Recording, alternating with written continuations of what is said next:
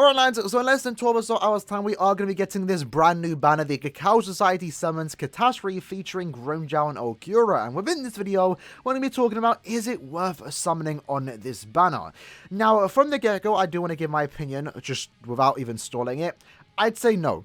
Now, it doesn't mean these characters aren't worth summoning for, but the banner itself, the main banner, is kind of a yikes. These fillers are absolutely atrocious, and I feel like if you are summoning on a banner like this, it's pretty much these two banner characters or bust. And you know, for the most part, normally it is always like that, but you know, for the new players out there, or maybe for those that are trying to get good value out of their entire banner, the banner itself isn't that great. So of course the two new characters, Ulquiorra and Grimmjow, we'll talk about them in a minute. They're great. They're very, very good, and they're worth summoning for in their own right.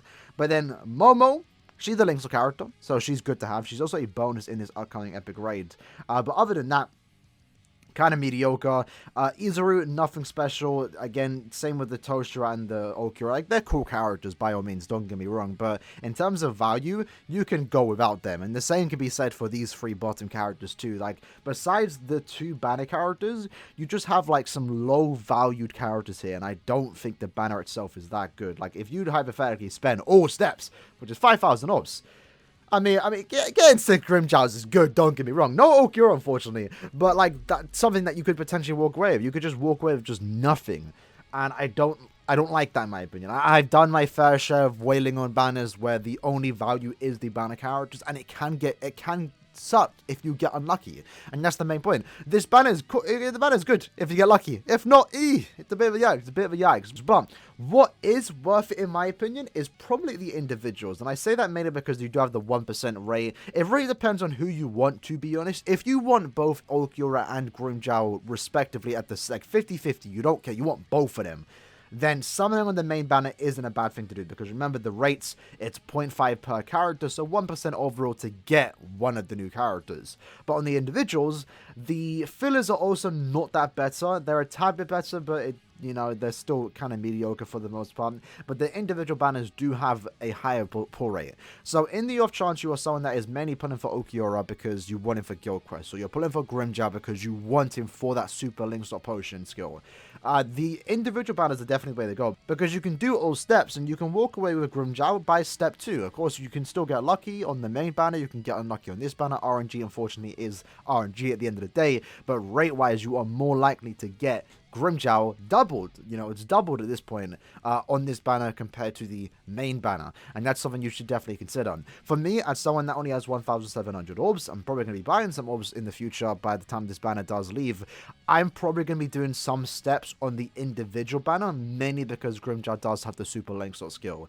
That's basically about it. Ulquiorra is cool and all, I would love to get him, but that's about it. I cannot afford, or I don't even want to summon on this main banner, because those fillers are just no value for me. And that's for me though. Maybe that has some value for you. But for those that are wondering what these two characters do, let's really talk about them. So, Grimmjow, again, is a very powerful tech character. If you do get him, be happy. He's really, really good. Of course, the character with Frenzy +2 already means he's going to be hitting very hard. And additionally, he hits more times on his strong attacks, so it's also just really good for inflicting status ailments. But then most importantly, he does also have damage to weaken enemies from his innate skill, which is great. Guard break also too is great. And then you also have the team party buff, where everyone on your team, if you are a technique attribute or ranker, you're also doing more damage, 20% more damage to enemies that have been inflicted by a status ailment. So for Grimmjow's case, he's doing 40% more damage to enemies that have been inflicted by a status ailment. Skill set's already great. Again, also the super link slot potion characters, if you do take him into IT, which is now also just been confirmed to be getting 5 times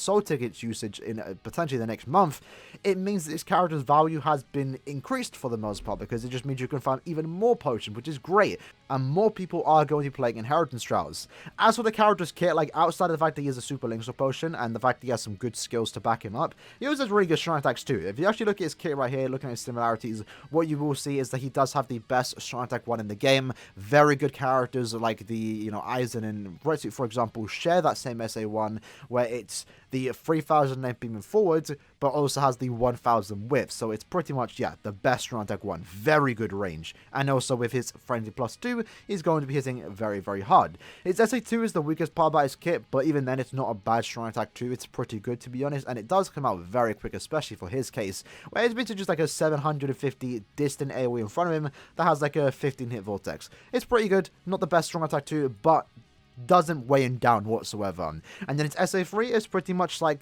again, one of the better Strong Attack 3s you can ask for. A charged Strong Attack 3, ensuring that it's going to be hitting very hard with that Frenzy Plus 2, and it does have a 1080 distant AoE in front of him when you do fully charge it. Grimmjow is one of the best tech characters in the game. Again, I would say top 3. The fact that it also is a super Linkso character just means that he has insane value, and this is a character you definitely want to pull for. But at the same time, what you also do need to understand, if you want to be smart with your orbs, and you have the patience to wait, and this is what I want to talk about, is that he is going to appear in the post-selection banner at the end of the year. He's also going to be in the Choose a 6-star for the 7th anniversary. Of course, it's going to have a 10% rate to pull him, but the chance is there. Can he appear as a filler for the 7th anniversary banner? I don't think so, but it's just something you should consider. That's what I'm considering, and because I'm doing it, I also recommend it to you lads.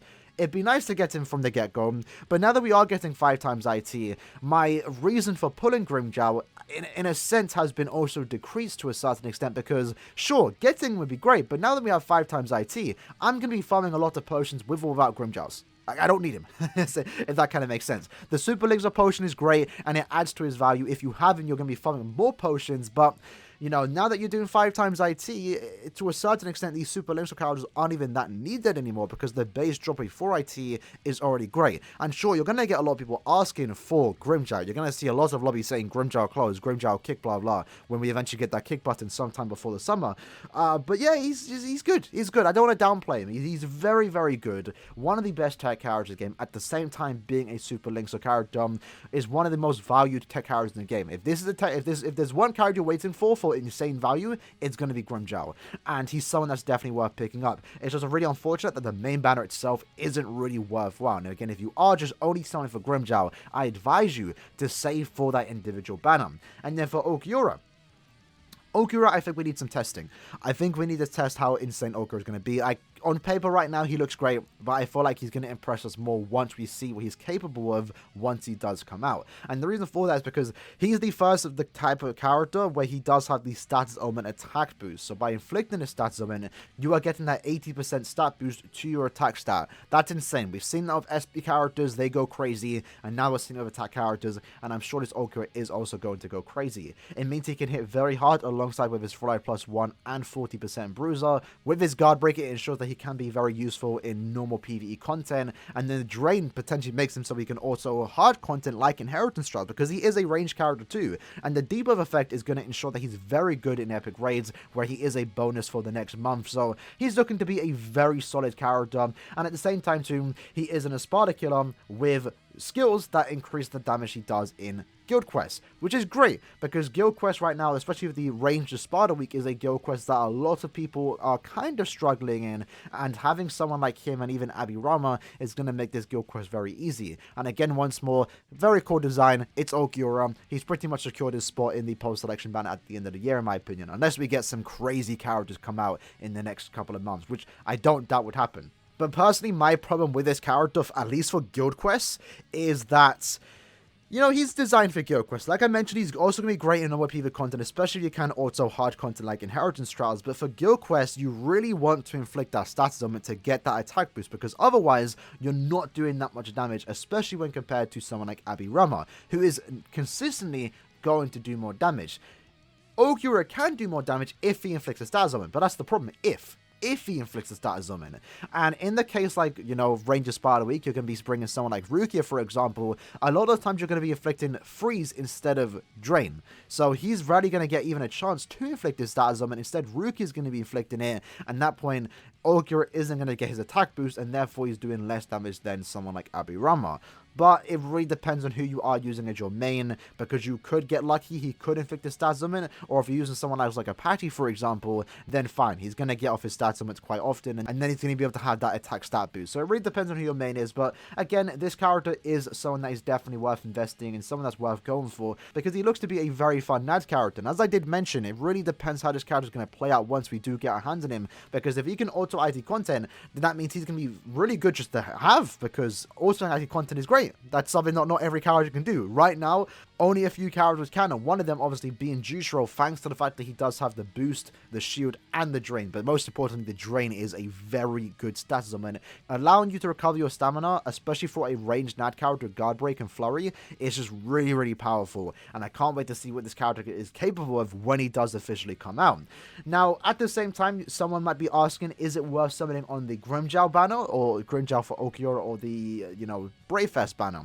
And the Bravefest banner obviously does feature, it doesn't show the full filler pool, unfortunately, but it does have a bunch of link slot and dropper characters that we can do all steps so we can show the characters. It's all these characters here. The Bravefest banner, in my opinion, has more value. And the reason I do say that, because it does feature droplet characters, link slot characters, and the best technique character in the game. And in terms of just getting something good, you have a better chance of getting something good in this banner. Because if you don't get Art Pikachu Go, you can still get some good valued characters. But in the, this banner right here, it's Ulquiorra, Grimmjow, or bust, and that's about it. That's realistically about it. So this banner is okay. I'm gonna do the first step. I'm gonna buy the ticket and test my luck, and that's about it. Then I'm gonna save my orbs for the Grimmjow individual and call it a day. I don't really recommend anyone go all in on the main banner. Please have patience, because these fillers aren't it. I don't want people quitting the game because they got shafted when you're summoning on a banner like this. It sucks. The fillers aren't great. Let me quickly do all steps again and see how long it takes for us to even get one banner character. So step 4, that's actually really good for... Yeah, we got lucky here. Step 7 for both characters is great, but again, that's not gonna happen to everyone. You could do 20 steps and not get it. If you saw my Yoruichi summons back, a month ago almost at this point, I did 30 multis, I believe, and didn't get a single Yoruichi, so it can happen. So if you are just going for one character, Grimmjow, Ulquiorra, definitely summon the individual banners. You're going to have your better chance there. 1% pull rate, and overall, that's just the better place to get your characters. The Bravefest banner is still a banner that's worth summoning for, especially if you are a new player, especially if you're a new player, right? Because it does feature just great characters overall, good valued links for characters, dropper characters, and also the best technique character in the game. And damn, we actually got five Art Pikachu Goes in, 25 steps? 20 steps? That's not bad. That's not bad. I like that. But anyway, that was the video for today, just talking about the new upcoming banner. Let me know if you lads are summoning this banner. I know there's a lot of Grimmjow sims out there, and Ulquiorra sims going for these characters. I know also a lot of people are going to be summoning for Grimmjow's, super links skill, which is fair. It's a very valued skill, and it makes Grimmjow one of the most valuable, if not the most valuable technique character in the game. So let me know if you lads are summoning this banner. If you are, good luck. Hopefully you get what you want. I'll see you lads tomorrow with our next video. Take care and peace.